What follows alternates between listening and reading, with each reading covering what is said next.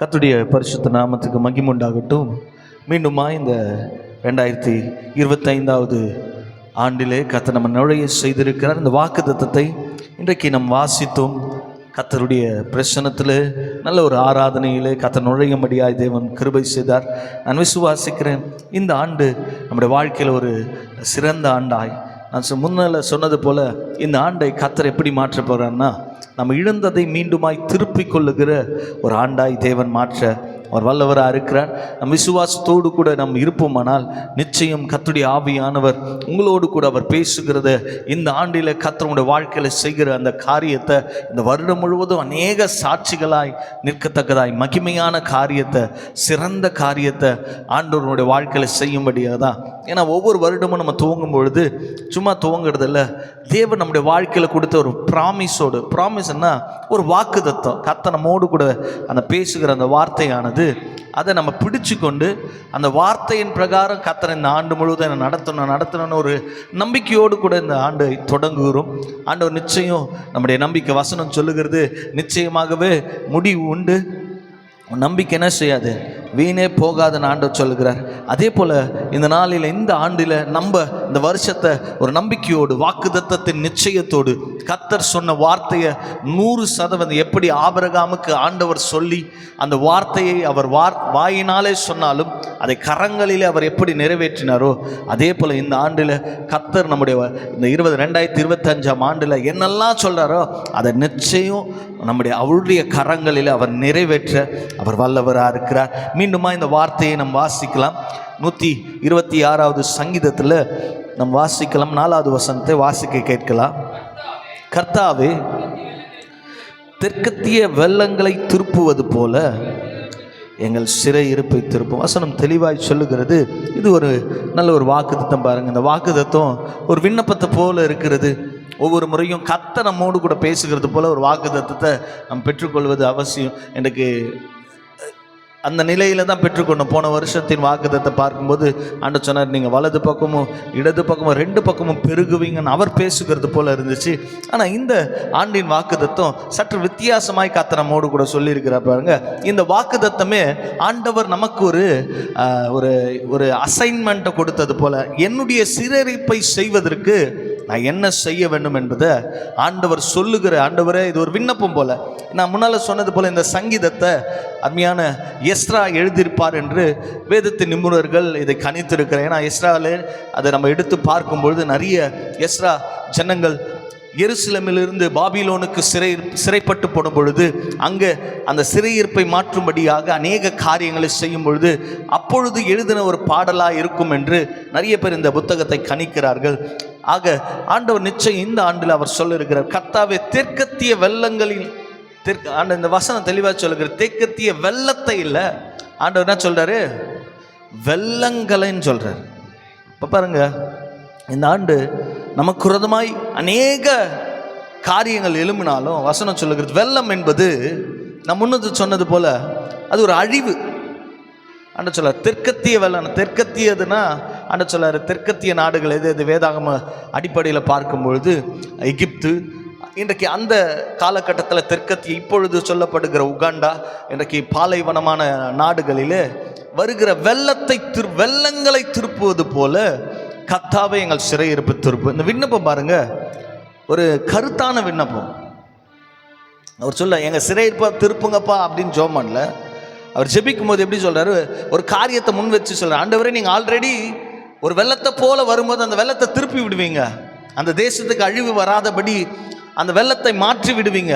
அதே போல அந்த வெள்ளம் கரை புரண்டு அழிவை உண்டாக்கத்தக்கதாய், மக்களை இன்றைக்கு கவிழ்த்து போடத்தக்கதாய், ஆசீர்வாதத்தை சிதைத்து போடத்தக்கதாய், எந்த இடத்துல அதிக கனமழை வருகிறதோ, எந்த இடத்துல இன்றைக்கு பாருங்க டேம் நிரம்புதோ, வெள்ளம் பொதுவாகவே எப்போ வரும், நம்ம சென்னை பகுதியில் நிறைய வெள்ளத்தை நம்ம பார்த்து ஒவ்வொரு டிசம்பரும் நிறைய வெள்ளத்தை நம்ம பார்ப்பது உண்டு. இந்த வெள்ளத்துக்கு ஒவ்வொரு முறையும் சென்னை மாத்திரம் விசேஷமாக பார்க்கும்போது அந்த டிசம்பர் மாதம்லாம் பெரிய சேதம். காரணம் வெள்ளம். வெள்ளம் வரும்போது தாழ்வான பகுதியில் இருக்கிறவங்களுக்கு பயம் இருக்கும். நல்லா உயரத்தில் இருக்கவங்க பொதுவாக அதை குறித்து கவலைப்படுறதில்ல. ஒவ்வொரு முறையும் இந்த வெள்ளம் வரும்பொழுது நம்முடைய உடைமைகளை இழந்து போகிறோம். சில பேர் உயிரையே இழந்து போகிறாங்க. சில பேர் பாருங்கள், அந்த வெள்ளத்தில் ஒரு மனிதன் சாதாரணமாக வாழ முடியாது. எல்லா ரோடும் பிளாக் ஆகிடும். வெள்ளத்தில் எந்த வேலையும் எல்லா வேலையும் மூடிடும். ஒரு மனுஷன் ஆர்டினரி லைஃப்பை வாழ முடியாத அளவுக்கு இந்த வெள்ளமானது ஒரு தடையாக இருக்குது.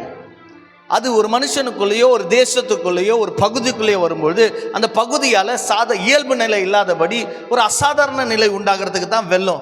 இந்த வெள்ளத்தை தான் இந்த ஆண்டில் அவர் வாக்குத்தத்தம் கொடுக்கும்போது அவர் சொல்லார், இப்படி நீங்கள் எப்படி திருப்புவீங்க? நம்ம ஜெபம் பண்ணும்போது, ஆண்டவரே நீங்கள் இவங்களுக்கு செஞ்சீங்களே, இந்த கேன்சரை குணமாக்குனீங்களே என் வியாதியை, நம்ம சொல்லுவோம் லாசருவை உயிரோடு கூட எழுப்புனீங்களே, அதே போல் நாங்கள் ஜெபிக்கிறோம்ப்பா, எங்கள் வாழ்க்கையில் ஒரு உயிர் மூச்சியை கொடுங்கப்பா. நம்ம ஜெபம் பண்ணும்போது கூட சொல்லுவோம், இன்றைக்கு காணா ஒரு கல்யாணத்தில் சாதாரண தண்ணீரை திராட்சரசமாக மாற்றினீங்களப்பா, அதே போல் எங்கள் வாழ்க்கை இன்னைக்கு சாதாரணமாக. அப்படி ஒரு உதாரணத்தை சொல்லுவது போல் இந்த வாக்குத்தத்தத்தை அவர் சொல்கிறாரு. தெற்கத்திய வெள்ளத்தை நீங்கள் திருப்புது போல இன்னைக்கு அநேக காரியத்தில் நாங்கள் சிறை உண்டு இருக்கிறோம். அந்த காலத்தில் தேவனுக்கு விரோதமாய் ஒரு ஜனங்கள் திரும்புமானால், பாவம் செய்யுமானால், அக்கிரமம் அந்த தேசத்தில் பெருகுமானால், சில நேரத்தில் தேவனே அந்த தேசத்தை சத்ருடைய கரத்தில் கொடுத்துடுறாரு. அந்த சத்ருக்கு என்ன செய்கிறாங்க, வந்து அவனுக்கு உண்டான உடைமைகள், ஆட்கள், அவனுக்கு உண்டான எல்லா காரியத்தையும் சிறை பிடிச்சு போயிடுவாங்க. சிறை என்பது ஒரு அடிமைத்தனத்தின் வாழ்க்கை. இன்னைக்கு சிறைச்சாலையில் இருக்கிறவங்களாம் போய் நம்ம விசாரிக்கும் போது அவங்க ஏன் தான் இந்த தப்பை செஞ்சேன்ட்டு உணரத்தக்கதாய் கொடுமையாக இருக்கும் தண்டனை. இப்போ இருக்கிற சிறை காலையை பாருங்க, உலகத்தில் இருக்கிற ஒவ்வொரு நிறைய சிறையில் அவங்க அனுபவிக்கிற கஷ்டங்களை பார்க்கும்போது, அவங்க அனுபவிக்கிற நிந்தனைகளை பார்க்கும்போது ரொம்ப கொடுமையாக இருக்கும். ஏன்னா அந்த சிறைச்சாலை அனுபவம் ரொம்ப கொடுமை. அவர் அதனால தான் இந்த வாக்குத்தத்தத்தை எழுதும்போது, தெற்கத்திய வெள்ளத்தை திருப்புவது போல எங்களுக்கு ஒரு சிறை இருப்பு இருக்குப்பா, உமால முடியும். நீ ஆல்ரெடி இந்த வெள்ளத்தை திருப்பி தேசத்தை பாதுகாத்திருக்கிறீங்க, தேசத்தை ரட்சித்திருக்கிறீங்க, தேசத்துக்கு அழிவு வராதபடி காத்திருக்கிறீங்க. இன்னைக்கு நாங்கள் என்னுடைய ஜனங்கள் இன்றைக்கு இவ்வளவு பெரிய சிறை இருப்பில் இருக்கிறோம், இது உமக்கு சாதாரணமான காரியம் ஆண்டவர்னு சொல்லிட்டு ஒரு உதாரணத்தோடு கூட இந்த வாக்குத்தத்தத்தை சொல்றாரு. எங்க சிறை இருப்பை திருப்புங்க. நிச்சயம் இந்த ஆண்டு விசுவாசிக்கிறோமானால் நம்முடைய வாழ்க்கையில் எதெல்லாம் சிறைப்பட்டு இருக்கிறதோ எல்லா நிலையிலிருந்தும் கர்த்தர் திருப்புவார். எப்போ இப்படிப்பட்ட ஒரு கருத்தான விண்ணப்பம் நம்முடைய வாயிலிருந்து எழுமணும். ஆண்டவர்கிட்ட ஜெபம், ஆண்டவரே எங்கள் சிறையிருப்பு மாற்றுங்க. எங்கள் வாழ்க்கையில் கடனெல்லாம் இன்றைக்கு பாருங்கள், எல்லாம் நம்முடைய விசேஷமாக எல்லார் குடும்பத்திலும் கடன் இருக்கிறது, எல்லார் வாழ்க்கையிலும் கடன் இருக்கிறது. அது ஒரு சிறையை போல் இருக்கிறது. வசனம் சொல்லுகிறது, கடன் கொடுத்தவன் கடன் வாங்கினவன் கடன் கொடுத்தவனுக்கு அடிமையாக இருக்கிறான். அப்போ அடிமை என்பது ஒரு சிறைப்பட்டு இருக்கிறான். அவன் எங்கே பார்த்தாலும் அவனுக்கு பயப்பட வேண்டிய இல்லை, அவனால் ஒரு சாதாரணமாக இருக்க முடியும். ஒரு சிறையாக்கிக்கிடுகிறது. ஒரு பாவம் ஒரு மனுஷனை சிறைப்பிடிச்சு வச்சுக்கிறது. சில நேரம் இன்றைக்கு பாருங்கள், நிறைய இன்னைக்கு இருக்கிற வாலிப பிள்ளைகளை எது சிறைப்பிடிச்சு வச்சுருக்குது, இந்த இன்ஸ்டாகிராமு, ஃபேஸ்புக்கு, தங்களை பிரபலமாக்கி கொள்ளணுன்ட்டு உலகத்துக்கு நேராக சினிமா சில பேரை சிறைப்பிடிச்சு வச்சுருக்கு. சில பேரை எது சிறைப்பிடிச்சு வச்சுருக்கு, பொழுது வெஞ்சா பொழுது போனால் எல்லா நாடகத்தையும் பார்த்து நாடகத்தில் சிறை உண்டவர்களாக இருக்கிறாங்க. சில பேர் பாருங்கள், வாழ்க்கையில் ஓடுகிறதே வேலை வேலை வேலை வேலை வேலைன்ட்டு ஆண்டவர் விட்டுட்டு முழு நேரம் வேலையே பணத்தையே நோக்கி ஓடி சில நேரம் சிலர் பணம் சிறை பிடிச்சு வச்சிருக்குது. ஆண்டவர் இந்த ஆண்டு சொல்லுகிறார், இப்படிப்பட்ட சிறையுண்டவர்கள்லாம் இந்த வருஷத்துல நிச்சயம் தேவன் அவர்களுடைய சிறை இருப்பை திருப்ப போறார். திருப்புனா மாற்ற போகிறார். எல்லா காரியம் இன்றைக்கு எந்த இடத்துலலாம் இன்றைக்கு பாருங்க, இஸ்ரவேல் ஜனங்க எகிப்து தேசத்துல அவங்களா தான் போனாங்க, பெருகுனாங்க. அந்த தேசத்தில் அவருடைய எகிப்தியரை காட்டிலும் இஸ்ரவேலர்கள் ஆசீர்வாதமாக ஆரம்பித்தாங்க. உடனே பார்வோன் அவர்களை சிறைப்பிடிக்கிறான். அவங்க தெய்வத்தை அவங்க ஆராதிக்க கூடாதபடி ஞாயிற்றுக்கு வாரத்தில் எல்லா நாளும் கடினமான வேலையை கொடுக்குறான். அவங்களால இன்றைக்கு பாருங்க நிமிரக்கூட முடியாத அளவுக்கு கடினப்படுத்துகிறான். பெருக பெருக அவனுடைய பெருக்கத்தை அவனால் பொறுக்க முடியல. வசனம் சொல்லுகிறது, பெருக்கத்தை அவனால் என்ன செய்ய முடியல, பொறுக்க முடியல. அவன் என்ன செய்கிறான் கேட்டிங்கன்னா, அவனுக்கு யார் இதுக்கப்புறம் பிறக்கிற எல்லா ஆண் குழந்தைய என்ன செஞ்சிருக்கா, கொண்டு போட, இதுக்கு மேலே இவங்க பெருகிட்டே இருக்கிறாங்க அப்படின்ட்டு அவங்க மேலே மூர்க்கம் கொள்ளுகிறான், சிறைப்பிடிக்கிறான், அவங்கள கடினப்படுத்துகிறான். ஆண்டவர் அந்த சிறையிருப்ப வசனம் சொல்லுகிறது, இஸ்ரவேலின் கூக்குரலின் சத்தம் ஆண்டுடைய காதில் போய் எட்டிடுச்சான். இப்போ பாருங்க, ஜெபம் பண்ணும் பொழுது தான் நம்முடைய சிறையிருப்பின் அந்த விண்ணப்பமானது ஒரு மனுஷன் சாதாரணமாக ஜெபிக்கிறதை காட்டிலும் ரொம்ப உடைக்கப்பட்டு கஷ்டத்தில், போராட்டத்தில், வியாகுலத்தில், வெட்கப்படுகிற நிலைமையில மற்றவங்க இடத்துல நம்ம அசிங்கப்படும் போது, அப்போ ஒரு நம்முடைய உள்ளெல்லாம் உடஞ்சி போயிட்டு இருக்கோம். நம்முடைய வாழ்க்கை ஏன் வாழ்கிறன்ற ஒரு கேள்விக்குறியில் இருப்போம், ரொம்ப மன அழுத்தத்தில் இருப்போம். அப்போ வருகிற விண்ணப்பமானது தேவனை அசைக்கத்தக்கதாக இருக்கும். அப்போ பாருங்க, ஆண்டவரை இன்றைக்கு மகிமைப்படுத்துறது, ஆண்டவர் நமக்காக இறங்கத்தக்கதாக இருக்கும். இஸ்ரவேல் ஜனங்க அப்படிதான் ரொம்ப கடினப்படுத்துறாங்க. இந்த கடினத்தின் நிலை அவங்களுடைய கூக்குரலின் சத்தம் பரலோகத்தை இடிச்சு உடனே ஆண்டவர் மோசே எழுப்புறாரு. மோசே எழுப்பி, என் ஜனெல்லாம் சிறைப்பட்டு இருக்கிறாங்க, நீ அவர்களை பாலும் தேனும் ஓடுகிற ஒரு தேசத்தை நான் வச்சிருக்கிறேன். அவங்க வாழ்கிற இடம் அது கிடையாது, அது ஒரு சிறையிருப்பின் கூடாரம். எகிப்து என்பது மரண காற்று வீசுகிற ஒரு இடம் என்று சரித்திரத்தில் சொல்லுங்க. மரணம் எங்கே பார்த்தாலும் அடிக்கடி. ஏன்னா இரக்கமற்றவர்கள், அதிக விக்கிரகத்தை உண்டாக்கி அதில் அதிகமாய் நமஸ்கரிக்கிறவர்கள். எகிப்தில் நயல் நதியை ஒரு கடவுளா இன்றைக்கு பாருங்க, ஆண்டவர் வாதித்த 10 வாதையின் அடையாளம்னா அதெல்லாம் அவன் கடவுள்னு நினைச்சான். தலைச்சம்பளைய அவங்க ரொம்ப கொண்டாடுவாங்க, அது ஒரு கடவுளை போல நினைப்பாங்க. ஆண்டவர் எதை அவர்கள் மேன்மைப்படுத்தினார்களோ அதை வைத்து அவர்களை வாதிச்சார். அப்புறம் பாருங்க, ஆண்டவர் அந்த சிறையிருப்பை மாற்றினார். வசனம் சொல்லுது, அவங்க வனாந்தரத்தை கடந்தாங்க, செங்கடலை கடந்தாங்க, யோர்தானை கடந்தாங்க. ஆண்டவர் அவருடைய கூக்குரலின் சத்தத்தை கேட்டு சிறையிருப்பை திருப்பினார். இந்த ஆண்டிலும் நம்ம வாழ்க்கையில் எவ்வளவோ கஷ்டம் இருக்கும், எவ்வளோ பிரச்சனை இருக்கும், போராட்டம் இருக்கும், ஒருவேளை பாடுகள் இருக்கும். இந்த ஆண்டு தொடக்கிற உடனே இந்த வாக்குத்தத்தம் வந்தோடனே மேஜிக் போல எல்லாம் மாறிடாது. ஆண்டவர் அதனால தான் இந்த வாக்குத்தத்தத்தை நமக்கு கொடுக்குறார். நீ இப்போ இப்படிப்பட்ட காரியத்திலலாம் சிறையுண்டு இருக்கிற, உன் சிறையிருப்பு மாறணும்னா நீ ஆண்டவரை நோக்கி பார்க்கணும். இன்றைக்கு பாருங்க, அருமையான வேதத்தில் நம்ம அநேக காரியங்களை பார்க்கிறோம். தாவீது ஜெபம் பண்ணும்போது ஒரு விண்ணப்பத்தை ஜெபிக்கிறாரு. அந்த வசனத்தை நம்ம வாசிக்கலாம்.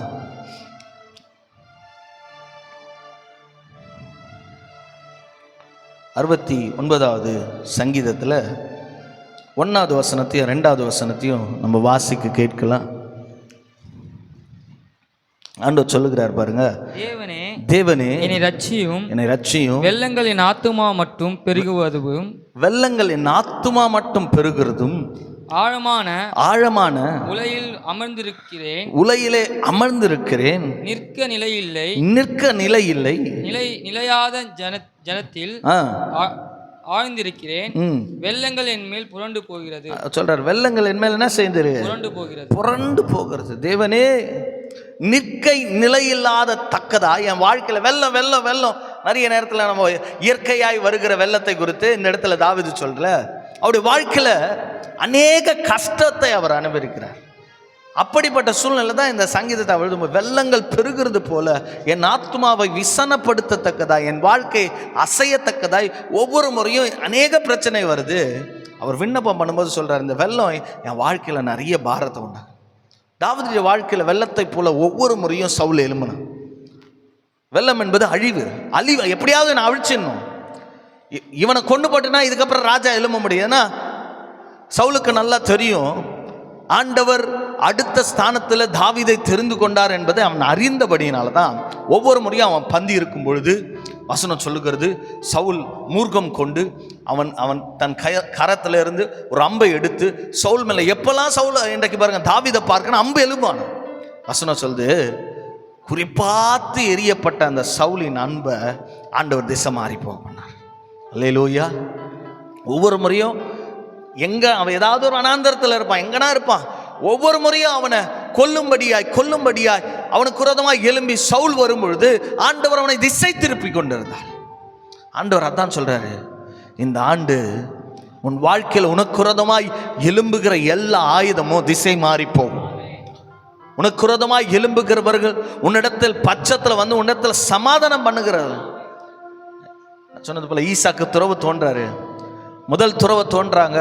ஜனங்கள்லாம் வந்து நான் ஏற்கனவே சொன்ன நம்ம ஒருத்தரா நம்முடைய வாழ்க்கையில் ஆசீர்வாதத்தை ஒரு நாளும் பிசாசு சகித்து கொள்ளவே மாட்டான். நம்ம நல்லா இருந்தாலோ, நல்லா ஜோமனாலோ, நல்ல ஒரு ஆலயத்துக்கு வந்தாலும் நல்லா கொடுத்தாலோ, நல்ல மேன்மையாக இருந்தாலோ ஒரு நாளும் பிசாசும் பொறுத்துக்க மாட்டான். நம்மை சுற்றில் இருக்கிற மனுஷர்கள் என்ன செய்ய மாட்டாங்க, பொறுத்துக்க மாட்டாங்க. இப்படிப்பட்ட நிலையில தான் ஈசாக்கின் நாட்களிலும் ஒவ்வொரு முறையும் அவன் துறவு தோணும் போது அந்த துறவை குறித்து வாக்குவாதம் பண்ணினாங்கன்னு சொல்லிட்டு வசனம் சொல்லுகிறது. ஏன் இந்த துறவை குறித்து நம்ம சண்டை போடணும்னு சொல்லி அந்த துறவை மூடிட்டு அதுக்கு ஒரு பேரை வைக்கிறார். சரி, இதோட நிறுத்தலாம் அப்படின்னு நினைச்சு விட்டாரா? மறுபடியும் போய் இன்னொரு துறவு துறாரு. அங்கேயும் தண்ணி வருது, அங்கேயும் வந்து வாக்குவாதம் பண்றாங்க. ஆண்டவர் என்ன செஞ்சாரு? அந்த துறவையும் அவர் விட்டுட்டு போயிடுறாரு. மூணாவது ஒரு துறவை தோன்றாரு, அங்கேயும் தண்ணி வருது. அந்த துறவுக்கு ரெகபோத் என்று பேரிடுகிறார். பேரிட்டது மாத்திரமல்ல, யாரெல்லாம் அவனுக்கு விரோதமாய் வெள்ளம் போல வந்தாங்களோ, யாரெல்லாம் அந்த துறவை குறித்து வாக்குவாதம் பண்ணி அவனுடைய ஆசீர்வாதத்தை அழித்து போடணும்னு நினைச்சாங்களோ, வசனம் சொல்லுகிறது, ஆண்டவர் இன்றைக்கு அவங்கெல்லாம் வந்து ஈசாக்கோடு கூட உடன்படிக்கை பண்ணிட்டாங்களாம். இனி உமக்கு விரோதமாக நாங்கள் எழும்ப மாட்டோம், பேச மாட்டோம். நீ ஆராதிக்கிற தேவன் தான் எங்க தேவன். நிச்சயம் தேவன் உம்மோடு கூட இருக்கிறார் என்பதை என்னுடைய கண்கள் கண்டதுன்னு சொல்றாங்க. அப்ப பாருங்க, நம்ம ஆண்டவருடைய சமூகத்தில் அவன் சோர்ந்து போகல. ஐயோ நம்ம நோண்டாலே இவனுங்கெல்லாம் வந்துடுறானுங்க, அதனால நம்ம நோண்ட தேவையில்ல அப்படின்னு நிறுத்தல. சில நேரம் அப்படிதான் பாருங்க. சில பேர் பாருங்க, ஆலயத்துக்கு வரும்போது சில பிரச்சனை வந்தோன்னு சில பேர் சொல்லுவாங்க, நீ இங்க போறதுனால தான் உனக்கு பிரச்சனை. சில நேரம் பாருங்க, நல்லா ஜெபம் பண்ணும்போது பிசாசு ஜபிக்க விடாதபடி நம்முடைய வாழ்க்கையில ஆண்டவர் அடுத்த கட்டத்தின் நிலையை நம்ம செல்லக்கூடாதபடி ஏதாவது ஒரு பிரச்சனை இருக்கும்போது ஜெபத்தை விட்டுருவோம். ஒரு காரியத்தை கேட்டுட்டே இருப்போம், அது நடக்கலைன்னா உடனே என்ன செஞ்சிருவோம், அதை விட்டுருவோம். ஆனால் ஈசாக்கு அப்படி செய்யல பாருங்க. ஒவ்வொரு முறையும் அவன் துறவை தோண்டும் போது அதை தூர்த்து போட்டாலும் அவன் தோன்ற நேரத்தில் மறுபடியும் போய் தோன்றான். மறுபடியும் அதை தூர்த்து போட்டாலும் அவன் மறுபடியும் நிறுத்தலை. அப்போ பாருங்க, ஆண்டவர் எதை விரும்புகிறார்னா, இந்த ஆண்டில் நம்முடைய சிறையிருப்பு மாறணும்னா நம்முடைய விண்ணப்பம், வசனம் தாவீது சொல்றது போல, ஒன்றை நான் கேட்டேன் அதையே தேடி ஆர்வமாய் அவருடைய மகிமையை காணுகிற வரையிலும் ஆண்டுடைய சமூகத்தில் உறுதியாக இருப்பேன். இன்னைக்கு நம்முடைய வாழ்க்கையில் இந்த 2025ஆம் ஆண்டில் சிறையிருப்பு மாறணும்னா தேவன் மேலே ஒரு உறுதியான நம்பிக்கை வேணும். ராமின் சொல்லுங்கள்.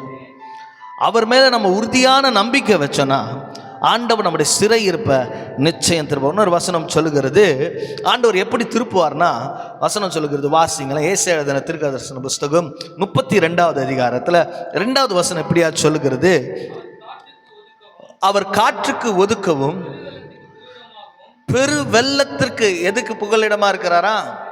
ஆண்டவர் சொல்றார், பெரிய வெள்ளம் வரும்.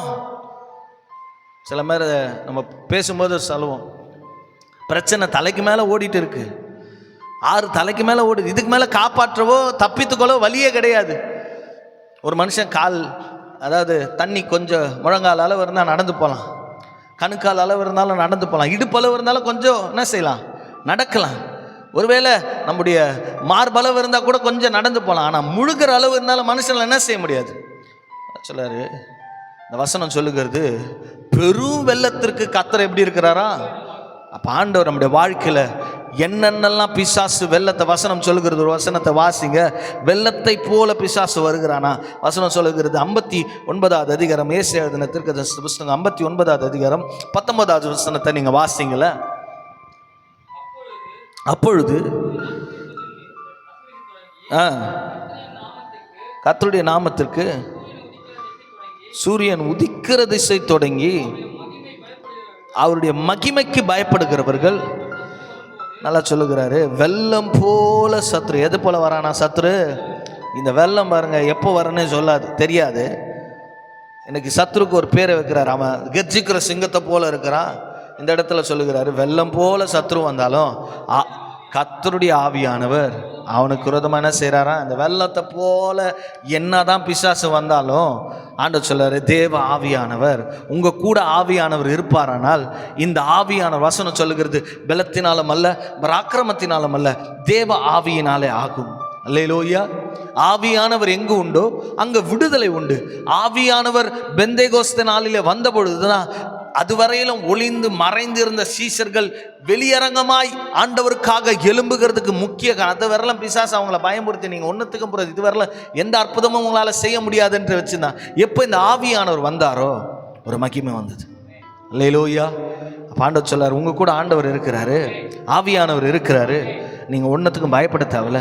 வெள்ளம் போல சத்ரு வந்தாலும் ஆண்டவர் சொல்லார், தெற்கத்திய வெள்ளத்தை போல, தெற்கத்திய வெள்ளத்தை போல அந்த வெள்ளத்தை எப்படி நீங்க திருப்புவீங்களோ அதே போல இந்த வருஷத்துல எங்க வாழ்க்கையில் இருக்கிற சிறையிருப்பெல்லாம் திறப்போம்.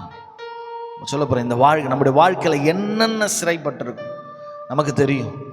எந்த காரியம் நம்மை சிறைப்பட்டு வைத்திருக்கிறது, ஆண்டவருடைய சமூகத்துக்கு வரக்கூடாதபடி, ஆண்டவருக்காக எழும்பக்கூடாதபடி, ஆண்டவருடைய சமூகத்தில் இன்றைக்கு அபிஷேகத்துக்கு விரோதமாய் ஒரு சிறை நம்மளை படிச்சிருக்கணும். எல்லாருக்கும் அபிஷேகம் வர நமக்கு ஒண்டி வராது. எல்லாரும் ஆசீர்வதிக்கப்படுவாங்க, நம்ம ஆசீர்வதிக்கப்பட மாட்டோம். எல்லாரும் நல்லா பாட்டு பாடுவாங்க, நம்மளால் வாயை திறந்து பாட்டு பாட முடியாது. எல்லாராலும் நல்ல வேதத்தை படிப்பாங்க, நம்மளால் வேதத்தை படிக்க முடியாது. எல்லாருக்கும் எல்லா காரியமும் வாழ்க்கும். ஆனால் பாருங்க, நம்ம செய்கிறது எல்லாத்துலேயும் ஃபெயிலியராக இருக்கும். அப்போ நமக்கு தெரிஞ்சுக்கணும், நம்ம ஏதோ ஒரு காரியத்தில் சிறை உண்டு இருக்கிறோம். ஆண்டவர் சொல்லார், இப்படிப்பட்ட காரியங்களெல்லாம் நான் திருப்ப போகிறேன். அல்லேலூயா, அல்லேலூயா. கவனிங்க, வேதத்தில் யாக்கோபு இருக்கிறாரு.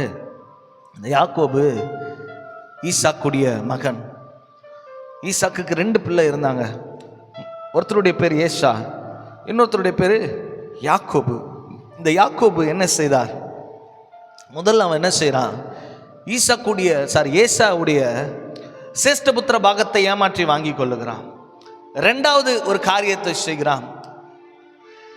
ஏசா வாங்க வேண்டிய ஆசீர்வாதத்தை ஏமாற்றி யார் வாங்கிக்கிறாரு? யாக்கோபு வாங்கிக்கிறார். வாங்கிட்டு அவரால் ஆசீர்வாதமும் வாழ முடியல, அவர் ஏமாத்திட்டாரு.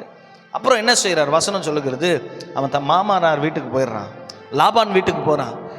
இங்கே எப்படி தன் தகப்பனையும் தன் சகோதரனையும் ஏமாத்தணும், வசனம் சொல்லுகிற நம்ம எதை விதைக்கிறோமோ அந்த இடத்துல போய் அறுக்கிறாரு. அங்கே போய் அவங்க அம்மா சொன்னாங்க, அங்கே போ, உன் மாமா இடத்துல பெண்கள் இருக்கிறாங்க, அவர்களை விவாகம் பண்ண அவன் பார்த்துப்பான். ஆனால் அங்கே போனால் நடந்ததே வேறு. அவர் நேசித்த ஒரு மகளை விட்டுட்டு அவங்களுடைய லாபான் என்ன செய்கிறாரு? வேற ஒரு மகளுக்கு விவாகம் பண்ணிடுறாரு. சொல்கிறான், நீங்கள் இப்படி இந்த பொண்ணை நான் கல்யாணம் பண்ணி கொடுக்கணும், 7 வருஷம் நீ என்னவா இருக்கணும்? என் கீழே இருந்து வேலை செய்யணும். அடிமைப்படுத்துகிறான். அவனுடைய வாழ்க்கையில் அவன் சுதந்திரமாக இராதபடி 7 வருஷம் அவனுடைய வாழ்க்கையில் கடினம். ஒவ்வொரு முறையும் அவனை ஏமாற்றி 7 வருஷம் முடிஞ்சிச்சு. ஒருவேளை நம்ம விரும்பின பொண்ணை தருவாருன்னு பார்த்தா வசனம் சொல்லுது, அவர் ரேச்சலை கொடுக்கல, லேயால கொடுத்துறான். அப்போ திருப்பியும் சொல்கிறான், நீ மறுபடியும் இந்த பொண்ணை நான் கல்யாணம் பண்ணி கொடு, மறுபடியும் என்ன செய்? 7 வருஷம் வேலை செய். அப்படி என்ன செய்கிறாரு? வேலை செய்கிறாரு. வசனம் சொல்லுகிறது, கர்த்தர் யாக்கோபின் சிறையிருப்பை திருப்பினாராம். அவன் தன் மாமனார் அண்டையில சிறை, ஒரு சுதந்திரம் இல்லாத வாழ்க்கை, எந்த நிலையிலும் அவருடைய வாழ்க்கையில் எல்லா ஆசீர்வாதம் இருந்தும் அதை அனுமதிக்க கூடாதபடி ஒரு நிலைப்பாட்டில் இருந்தார். ஆனால் வசனம் சொல்லுகிறது, கர்த்தர் யாக்கோபின் சிறையிருப்பை என்ன செஞ்சாரா? திருப்பினார் என்று வேதம் சொல்லுகிறது. அல்லேலூயா. வசனத்தை வாசிங்களா? சங்கீதம் 14வது அதிகாரத்தில் 7வது வசனம் இப்படியா சொல்லுகிறது,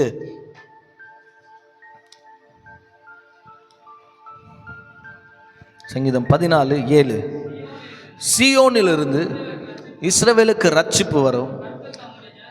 கர்த்தர் தம்முடைய ஆண்டவர் சொல்ல, நம்முடைய சிறையிருப்பை ஆண்டவர் திருப்பும் போது யாக்கோப்புக்கு களிப்பும் இஸ்ரவேலுக்கு என்ன செய்யுமா? மகிழ்ச்சி. அப்போ ஆண்டவர் யாக்கோபின் சிறையிருப்பை திருப்பினார். எப்படி திருப்பினார்? அவன் யாக்கோபு என்ற பேருக்கு அர்த்தம் என்ன கேட்டிங்கன்னா, எத்தனை அர்த்தமா? ஏமாத்துக்காரன் அர்த்தமா? இந்த பேரை ஆண்டவர் திருப்பினார். எப்படி திருப்பினார்? யாக்கோபை ஆண்டவர் இஸ்ரவேலராய் திருப்பினார். அவன் போகும்போது ஒன்றுமல்லாத போனான். ஆனால் ஆண்டவர் அவனை ஆசீர்வதித்து பெருக பண்ணி மகிமைப்படுத்தி அவன் திரும்பி வரும்போது, ஏசா என்னை ஏமாத்திட்டு போனவன் வரான்னு சொல்லிட்டு ஒரு பெரிய சேனையோடு அவனை கொன்று போனான். அவனை கூடாரத்தை எல்லாத்தையும் அழுத்து போடணுன்னு ஒரு பெரிய சேனையை வச்சு அனுப்புகிறான். நிற்கிறான். ஆனால் வசனம் சொல்லுகிறது, ஆண்டவர் அவனை இருதயத்தை திருப்பினார். அல்லேலூயா. சண்டை போட்டுக்கலான்னு தீர்மானித்தவங்க கட்டி தவிழ்க்கிற அளவுக்கு ஆண்டவர் மாற்றினார். அதுதான் பாருங்க, நமக்கு குரதமாய் வருகிற பெரு வெள்ளத்தை என் ஆண்டவர் இந்த ஆண்டில் திருப்பி போடுவார். இந்த ஆண்டு நமக்கு நான் ஒன்று தான் சொல்லுவேன், இந்த ஆண்டில் நமக்கு குரதமாய் உருவாக்கப்படுகிற எந்த ஆயுதமாக இருந்தாலும் சரி, அது மனிதராக இருந்தாலும் சரி, பிசாசினால் உண்டாக்குறதுனாலும் சரி, எதுவாக இருந்தாலும் வாய்க்காதப்போ ஆண்டவர் அதான் சொல்கிறார். அப்போ நம்முடைய வாழ்க்கையில் சிறையிருப்பு திருப்பணும்னா ஒரு காரியத்தை நம்ம செய்யணும். முதல்ல செய்ய வேண்டிய காரியம் என்ன கேட்டிங்கன்னா, வசனம் சொல்லி இயேசுநாதர் ஒரு ஊமையை சொல்கிறாரு. 7வது அதிகாரம், மத்திய 7வது அதிகாரத்தில் 25வது வசனம் இப்படியா சொல்லுகிறது. நம்ம வாசிக்க கேட்கலாம். பெருமழை சரிந்து பெருவெள்ளம் வந்து காற்று அடித்து அந்த வீட்டின் மேல் மோதியும் அது விழவில்லை, ஏனென்றால் அது கன்மலையின் மேல் அஸ்திபாரம். நான் சொல்லுகிறேன், நம்முடைய வாழ்க்கையில நம்ம அசைக்கப்படாத வாழணும்னா, நம்முடைய வாழ்க்கையில வெள்ளம் போல சத்துரு வந்தும் நம்முடைய வீடு விழாத இருக்கணும்னா, ஆண்டவர் சொல்றார், நம்ம சபையின் பேரு பரிசுத்த கன்மலை திருச்சபை. ஆண்டவர் சொல்றாரு, உன் வீட்டை கன்மலையின் மேல் அஸ்திபாரம் போடு, கன்மலையின் மேல் உன் வீட்டை கட்டு. ஆண்டவருடைய சமூகத்தில் இருக்கிற நம்ம புரிஞ்சு கொள்ள வேண்டியது என்னென்னா, என் வாழ்க்கை அசையாத உறுதியாய் தேவன் என் வாழ்க்கையை, இன்றைக்கு பாருங்கள், கிறிஸ்தவருடைய வாழ்க்கையினாலே நிறைய போராட்டம் இருக்குது, பிரச்சனை இருக்குது, உபத்திரம் இருக்குது. வசனம் சொல்லுகிறது, நம்ம வீட்டாரே நமக்கு சத்ருவா எழும்புகிற நிறைய காலகட்டத்தில் நம்ம தள்ளப்படுகிறோம். நம்ம நேசித்தவர்கள் நமக்கு பகையாளியாய் மாறிடுவாங்க, நமக்கு துணையா நின்றவர்கள் நமக்கு எதிர்க்கிறவர்களுக்கு ஆயிடுவாங்க. இப்படிப்பட்ட காலகட்டத்தில் ஆண்டவர் சொல்றாரு, இப்படி நாம் உடைந்து போகிற காலகட்டத்தில் உன் வீட்டை கிறிஸ்துவாகிய கன்மலையின் மேல் கட்டணும்னா, இப்படிப்பட்ட போராட்டத்தில் அலைகள், இன்றைக்கு வெள்ளங்கள் மோதினாலும் நம்முடைய வீடு அசையாது. ஒரு ஆமென் சொல்லுங்கள. ஆண்டவர் அதான் சொல்றாரு, அல்லேலூயா. நம்முடைய வீடு அசையாது. நம்முடைய சிறையிருப்பை ஆண்டவர் திருப்ப அவர் வல்லவராக இருக்கிறார். எப்போனா, நம்முடைய கூடாரத்தை கிறிஸ்துவே ஆகிய கன்மலையின் மேல் கட்டணும். அஸ்திபாரத்தை ஆண்டவர் என்னை அசைக்காத பார்க்கணும்னா, என் அஸ்திபாரத்தை ஆண்டவர் மேலே நான் வச்சனா தான் ஒரு நாளும் கர்த்தருடைய வாழ்க்கையில் இருக்கிற பிரச்சனைகள் எவ்வளவு எழும்பினாலும் நான் மாத்திரம், மற்றவங்களாம் சொல்லுவான், இவ்வளோ பிரச்சனை இருக்கு, இவன் நல்லா தான் இருக்கிறான், இவ்வளோ போராட்டம் இருக்கு, இவ்வளோ. இன்றைக்கு பாருங்க, நிறைய நேரத்தில் பாருங்க, ஒரு சின்ன பிரச்சனைக்கு எத்தனையோ பிஸ்னஸ் மேனுங்க செத்து போயிடுறாங்க. அவ்வளோ கோடிக்கணக்காக எத்தனையோ லாபத்தை பார்த்து எத்தனையோ காரியத்தை சாதித்தவர்கள் ஒரு சின்ன காரியத்துக்கு, சினிமா நடிகர்லாம் பாருங்க, மறித்து போகிறாங்க, மாண்டு போகிறாங்க, அவ்வளோ பிரபலமாக இருக்கிறாங்க. ஆனால் நீ நானும் எவ்வளோ பிரச்சனையில் இருப்போம், ஆனால் உறுதியாக இருப்போம். ஏன்னா நமக்கு தெரியும், என்னை அழைத்தவர், என்னை ரட்சித்தவர், என்னை பலப்படுத்தினவர். வசனம் சொல்லுகிற, என்னை பலப்படுத்துகிற கிறிஸ்துவினால எல்லாவற்றையும் செய்ய எனக்கு பலனுண்டு. அந்த ஒரு நம்பிக்கையில் ஆண்டவர் சொல்லுகிறார், உங்கள் அஸ்திபாரத்தை கன்மலையாகிய கிறிஸ்து மேலே போட்டிங்கன்னா உங்கள் சிறையிருப்பை ஆண்டவர் நிச்சயம் திருப்புவார். ஒருவேளை வெள்ளம் போல சத்ரு வந்தாலும் அந்த சத்ருவின் மத்தியில் ஆண்டவர் நம்ம முன்னால் வாசித்த வசனத்தை பிரகாரம் ஆவியானவர் என்ன செய்வாரா? முடிவேற்றுவாரா. இன்னொரு வசனம் எப்படியா சொல்லுகிறது, இன்றைக்கு சத்ரு ஒரு வழியாக வருவானா, நமக்கு விரோதமாக எப்படி வருவானா? ஏதோ ஒரு வழியில் வரணும். கடன் இந்த வழியில் வந்து இவனை குலைச்சிடணும், பாரம் இந்த வழியில் வந்து இவனை குழைச்சிடணும், பாவம் இந்த வழியில் வந்து இவனை விழ செய்யணும், இச்சை இந்த வழியில் வந்து இவனை என்ன செய்யணும், இவனுடைய வாழ்க்கையில் இன்றைக்கு பாருங்க பரிசுத்தத்தை குலைக்கணும், இன்றைக்கு பாருங்க உண்மையற்ற நிலை ஏதாவது ஒன்று காட்டி நம்மளை விழ வைக்கலன்னு பிசாசு எத்தனை தேடுவான். ஆனால் ஆண்டவர் சொல்றாரு, அவன் ஒரு வழியாக வருவான், 7 வழியாக ஓடுவான். அல்லேலூயா, அல்லேலூயா. நமக்கு விரோதமாய் உருவாக்கப்படுகிற ஆயுதங்களை தேவன் வாய்க்காத போக செய்யணும்னா உங்க விண்ணப்பம் இப்படிப்பட்டதான். ஆண்டவரே, தெற்கத்திய வெள்ளத்தை திருப்புவது போல இந்த 2025ஆம் ஆண்டுல எங்களுடைய சிறையிருப்பெல்லாம், என்னென்ன காரியத்தில் நாங்கள் சிறைப்பட்டு இருக்கிறோமோ எங்கள் சிறையிருப்பெல்லாம் மாறப்போகிறது. இந்த ஆண்டு த இயர் ஆஃப் ரெஸ்டோரேஷன். வாழ்க்கையில் சிறைப்பட்டு இருக்கிற வாழ்க்கையை சுதந்திரவாளியாய் மாற்றுகிற ஒரு ஆண்டு. சிறைச்சாலை கைதிகள்லாம் பாருங்க, அவங்களுக்கு எல்லாருக்கும் ஒரு ட்ரெஸ்ஸு கொடுத்துருவாங்க, அவங்களுக்கு ஒரு எல்லைக்கோடு இருக்கும், சுதந்திரமாக வாழ முடியாது, அடிமைத்தனத்தின் வாழ்க்கை. அவங்க சொல்கிற டைமில் தான் சாப்பிட்ணும், அவங்க நினச்ச டைமில் என்ன செய்ய முடியாது, சாப்பிட முடியாது, அவங்க நினச்ச இடத்துக்கு போக முடியாது, அவங்க நினச்ச நேரத்தில் தூங்க முடியாது, அவங்க நினச்சதை செய்ய முடியாது. எல்லாமே ஒரு ரூல்ஸ் அண்ட் ரெகுலேஷனில், ஒரு அண்டர் ரூல்ஸ் அண்ட் ரெகுலேஷனில் தான் அவனுடைய வாழ்க்கை. தன் சுய விருப்பத்தையும் தன் சுய காரியத்தையும் செய்யவும் முடியாது. அதுதான் சிறைச்சாலையின் வாழ்க்கை. அந்த சிறைச்சாலையின் வாழ்க்கையில் ஒரு இன்றைக்கு ஒரு உடையை கொடுத்துருவாங்க. உடையை கொடுக்கறது மாத்திரமில்ல, ஒரு நம்பரையும் கொடுத்துருவாங்க.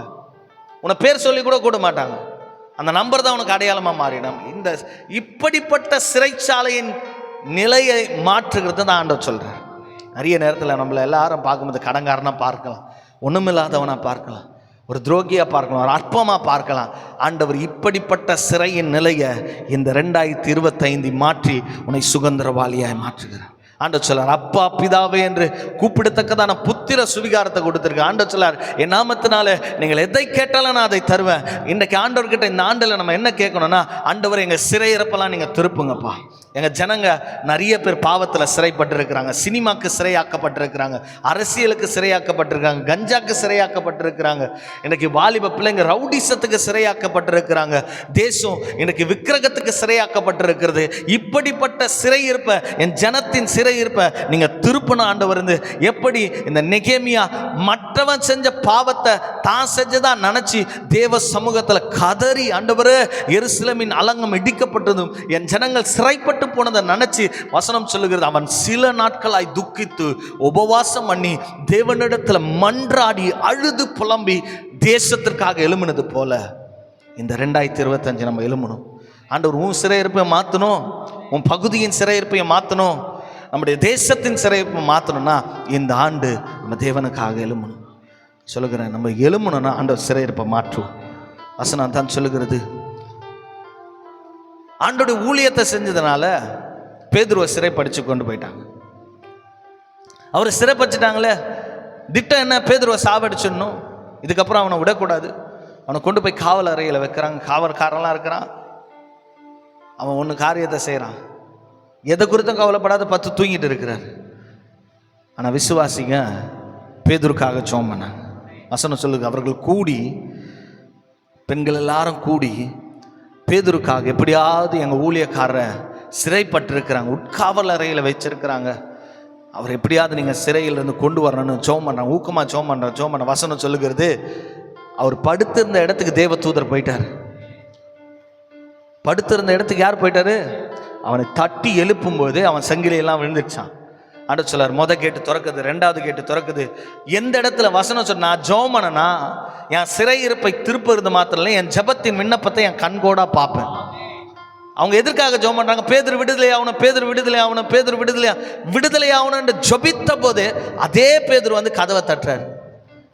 போய் ஒட்டு கேட்குறாங்க, இது பேதுருடைய சத்தத்தை போல இருக்கிறது. வசனம் சொல்லுகிறது, அது ஒரு சொப்பனத்தை போல இருந்துச்சான் பேதுருக்கு. என்ன நடக்குது, எப்படி நடக்குது, அதுதான் வசனம் சொல்லுகிறது. இதே 126வது சங்கீதத்தில் 1வது வசனம் இப்படியா சொல்லுகிறது. நீங்கள் வாசிக்கும்போது ஆண்டவர் சொல்லுகிறாரு, அந்த வசனத்தை மாத்திரம் வாசிங்களேன். 126:1 ஆண்டவர் சொல்லுகிறாரு, வசனம் சீயோனின் சிறையிருப்பை கத்த திருப்பும் போது சொப்பனம் காண்கிறது. அல்லேலூயா. சொப்பனம் காண்கிறவர்களை போல இருந்தோம். அல்லேலூயா. அப்பொழுது தம்முடைய வாய் நகைப்பினாலும் தம்முடைய நாவு ஆனந்த களிப்பினாலும் நிறைந்திருந்தது. அப்பொழுது அவர் கர்த்தர் இவர்களுக்கு பெரிய காரியங்களை செய்தார் என்று புறஜாதிகளுக்குள்ளே சொல்லி கொண்டார்கள். அல்லேலூயா. சொல்லுங்க, கர்த்தர் பெரிய காரியம். சிறையிருப்பு திரும்பினாச்சுன்னா உன்னை பார்த்து சொல்லுவாங்க, ஒரு காலத்தில் எப்படி இருந்தான்பா, ஆண்டவர் என் வாழ்க்கையை மாற்றிட. கர்த்தர் தான். இன்னைக்கு நிறைய நேரத்தில் சொல்லுவாங்க, என் வாழ்க்கையில் இன்னைக்கு நம்ம பார்த்துருக்கிற அந்த ஆசீர்வாதத்தெல்லாம் ஒரு கனவு போல இருக்கும். நம்ம எட்டாத உயரத்துக்கு கொண்டு போய் தேவன் அழகு பார்க்கிறார். இப்போ நம்முடைய வாழ்க்கையில் இருக்கிற சிறையிருப்பு மாறணும்னா நம்ம செய்ய வேண்டியது ஜெபிக்கணும்.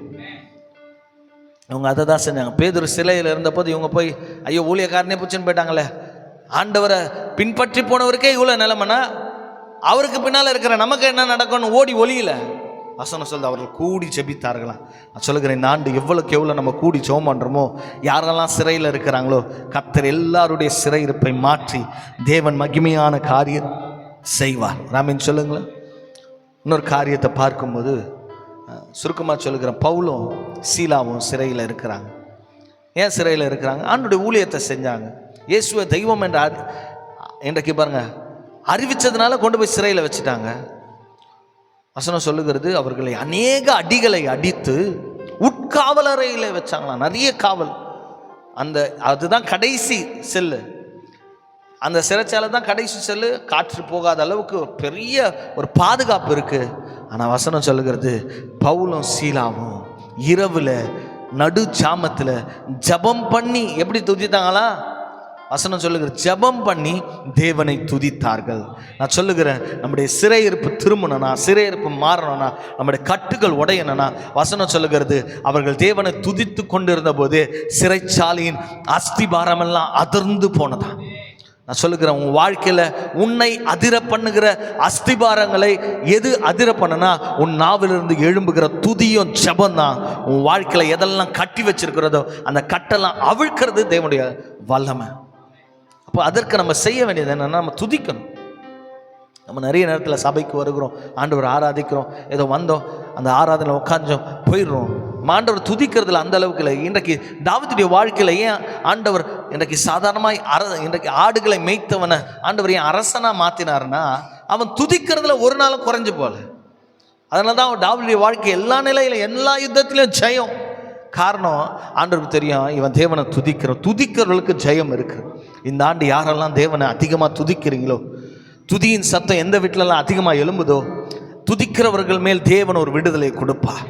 வசனம் சொல்லுகிறது, சிறைச்சாலையின் கதவுகள், அஸ்திபாரங்கள், சிறைச்சாலையின் கட்டுகள் எல்லாத்தையும் அவிழ பண்ணினாராம்.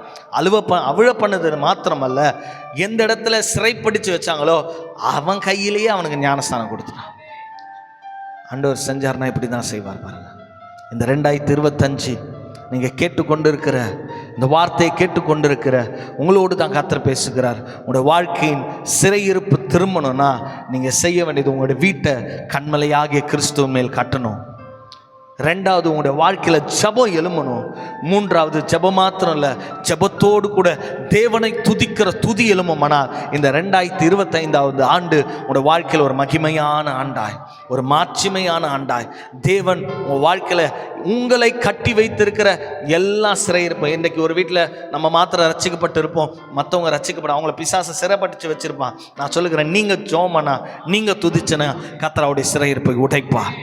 ராமின் சொல்லுங்களேன்.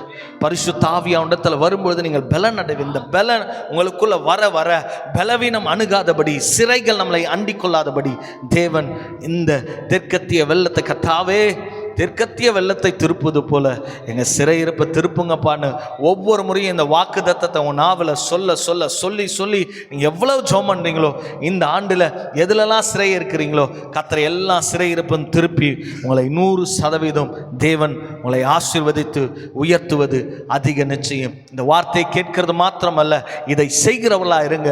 கர்த்தர் உங்களை 100% ஆசீர்வதித்து உங்களை உயர்த்த வல்லவராக இருக்கிறார். ஆமீன், ஆமீன், ஆமீன்.